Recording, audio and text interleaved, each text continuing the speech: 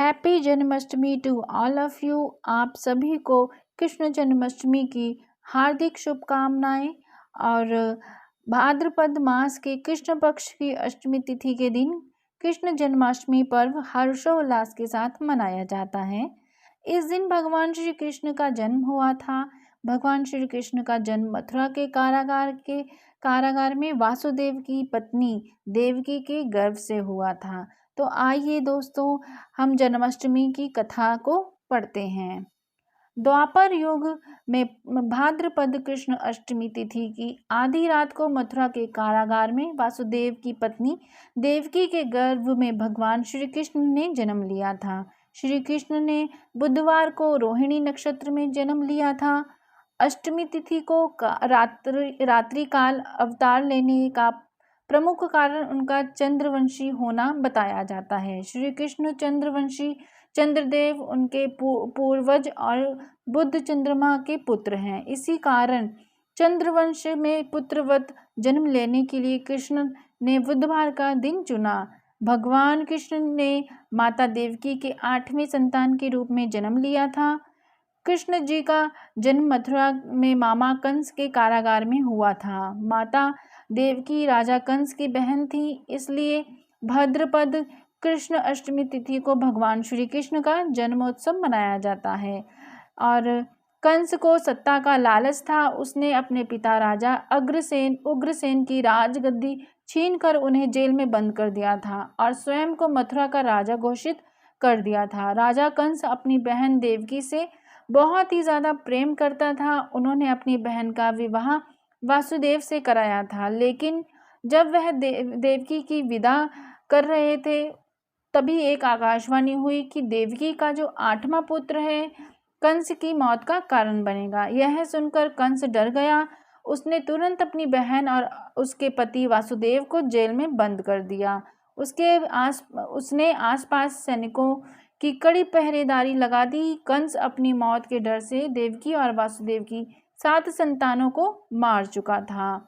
भाद्रपद मास कृष्ण पक्ष की अष्टमी तिथि को रोहिणी नक्षत्र दिन बुधवार की अंधेरी रात में भगवान कृष्ण ने देवकी के 8वें संतान के रूप में जन्म लिया। श्री कृष्ण ने जन्म लेते ही कोठरी प्रकाशमय हो गई।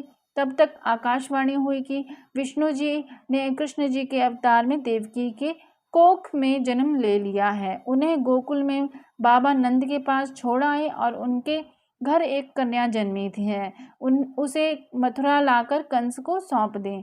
भगवान कृष्ण के आदेश से वासुदेव जी भगवान कृष्ण को सूप में अपने सिर के ऊपर रखकर नंद जी के घर की ओर चल दिए। भगवान विष्णु की माया से सभी पहरेदार सो गए। कारागार के दरवाजे खुल गए।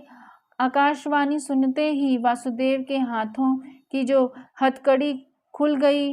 वासुदेव जी ने सूप में बाल गोपाल को रखकर सिर पर रख लिया और गोकुल की ओर चल पड़े। वासुदेव भगवान कृष्ण को लेकर नंद जी के यहाँ सकुशल पहुँच गए और वहाँ से उनकी नवजात कन्या को लेकर वापस आ गए।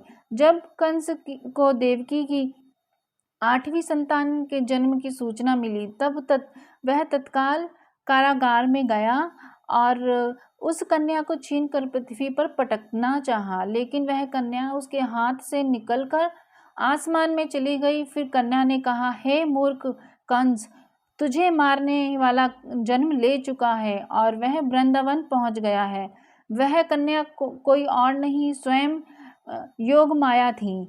और बाबा नंद और उनकी पत्नी माँ यशोदा ने कृष्ण जी का पालन पोषण किया। राजा कंस ने कृष्ण जी का पता लगाकर उन्हें मारने की खूब कोशिशें की, लेकिन कंस की सारी कोशिशें विफल हो गईं और कृष्ण जी को कोई नहीं मार सका। अंत में कृष्ण जी ने कंस का वध किया। राजा उग्रसेन को फिर मथुरा की राजगद्दी सौंप दी। इस तरह से जन्माष्टमी की व्रत कथा पूरी हुई। जन्माष्टमी का जो महत्व है, आइए उसकी बात करते हैं।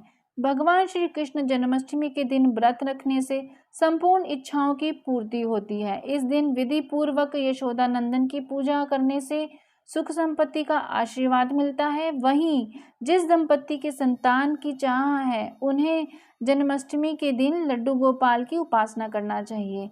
ज्योतिषानुसार के अनुसार इस वर्ष विशेष ग्रह नक्षत्र में होने की वजह से जन्माष्टमी को काफ़ी ही ज़्यादा शुभ बताया जा रहा है। साधना के लिए भी श्री कृष्ण भक्तों के लिए ये बहुत ही ज़्यादा महत्वपूर्ण समय है। वैसे तो हर जन्माष्टमी शुभ होती है और श्री कृष्ण भक्तों के सारे दुख हर लेते हैं, लेकिन अगर आप विशेष काल और नक्षत्र में भजन कीर्तन के साथ श्री कृष्ण कथा और लीला अमृत का पाठ करते हैं तो इससे भगवान श्री कृष्ण प्रसन्न होते हैं। तो बोलिए श्री कृष्ण भगवान की जय। आप सभी पर कृष्ण भगवान की कृपा बनी रहे। आप सभी को एक बार फिर से श्री कृष्ण जन्माष्टमी की हार्दिक शुभकामनाएं। चैनल को लाइक कीजिए, सब्सक्राइब कीजिए, वीडियो को शेयर कीजिए। धन्यवाद।